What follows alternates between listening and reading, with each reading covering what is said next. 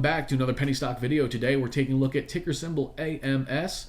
That is American Shared Hospital Services, trading here on the AMEX exchange. And there's a few nice things to highlight about this stock, and you can see from the chart right away that it is starting to catch some significant momentum. It's bouncing off a triple bottom. So we'll take a closer look at the chart in just a moment for upper levels that this potentially could retest. But a couple things I want to highlight right off the bat here is market cap is just 11.2 million, so very small market cap, especially for something trading on the AMEX exchange. And then insider ownership of 47%, and then we have a float of just 3.5 million shares. So of course we know from a lot of different plays that we've covered on this channel that when you have these low floats, you can have really nice volatile price action, especially when the stock is getting significant volume, starting to catch momentum.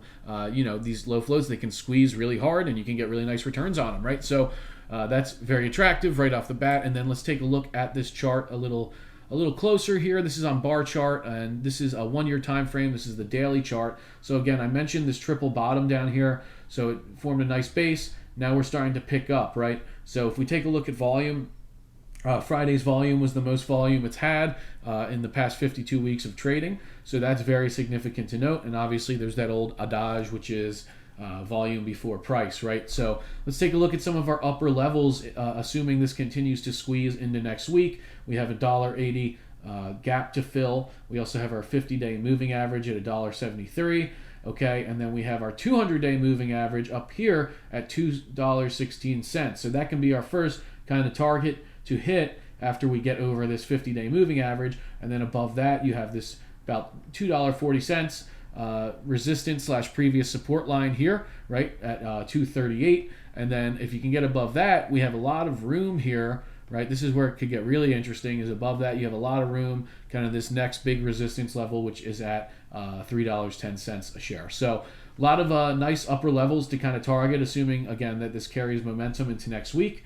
And then if we take a look here on the Google stocks, because bar chart won't show this, but in the after hours trading on Friday, this did peak at $1.91. So at $1.91, you're now trading above the gap fill and you're trading above the 50-day moving average, right? So this should be kind of clear to continue running in terms of resistance levels until at the very least it tests this 216, and then again above that we have these other levels it can test if the momentum carries. So pretty strong chart set up here, right? And a really strong bounce that we're seeing take place. And again, you cannot ignore this volume.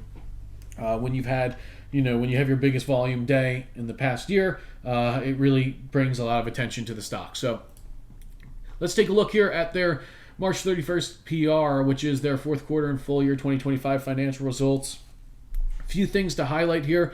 Total revenue of $28.1 million, really strong considering that their market cap is just 11.2 million, right? So they're trading well under their total annual revenue right now.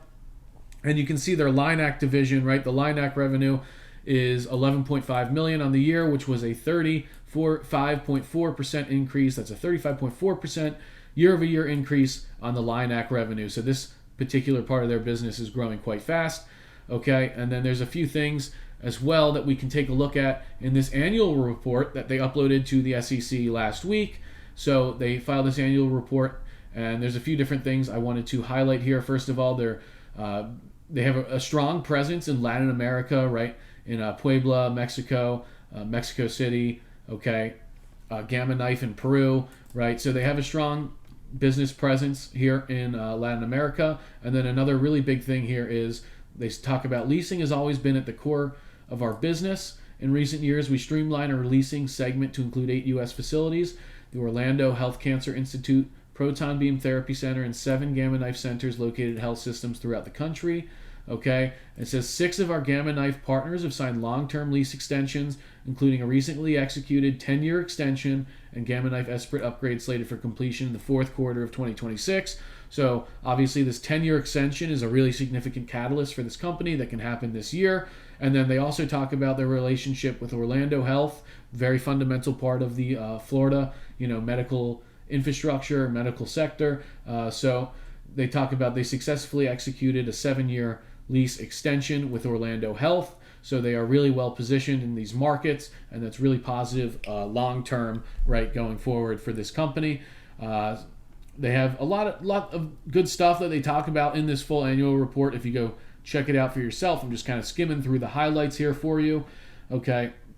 And here's another little highlight right through their joint venture with AB. I'm not even going to attempt to pronounce that, right, in Spanish, is a key international partnership, and they own 85% of their upgraded Puebla Cancer Center in Mexico, so that is significant. And then they talk about here of a gross margin of $5.1 million, okay, and a total end-of-year cash balance of $3.7 million. So this is a significant cash position, and that's what you want to look for in these small cap stocks when they start catching momentum, right? Because the last thing you want is to have an offering dropped on your head and the stock tanks. So what we look for is, does the company have a good cash position so that they don't need to panic and put an offering out when the stock spikes? And in this case, they do have that strong cash position, right, of $3.7 million. And then there was one other thing I wanted to talk about in here, which is a bit of a hidden catalyst, and it's this financing agreement they have with Fifth Third Bank. And what's important about this is basically the only going concern really in this filing that's significant is in relation to this financing agreement that they have with Fifth Third Bank, and it talks about that they're currently in discussions for a potential extension of the maturity of the facilities. So this is something where if they were to PR that an extension went through, it eliminates a lot of the going concern with this stock, and then that's something where the market could react really positively. And it's a bit of a hidden catalyst, right? You're not going to see this in press releases doing DD that way. You have to kind of dig into the filings here to see this stuff. So this is something worth noting about the stock as well. So yeah, going into Monday and the rest of this week, we can see again if it continues trading above this gap fill and above the 50-day moving average, then we have these different levels above $2 that we can retest. And again, with this strong volume, it's hard to imagine momentum slowing down here, especially considering the low float and the low market cap. So that pretty much covers what I wanted to talk about with AMS. Keep it on your radar this week. Thanks for watching, guys, and I'll see you next time.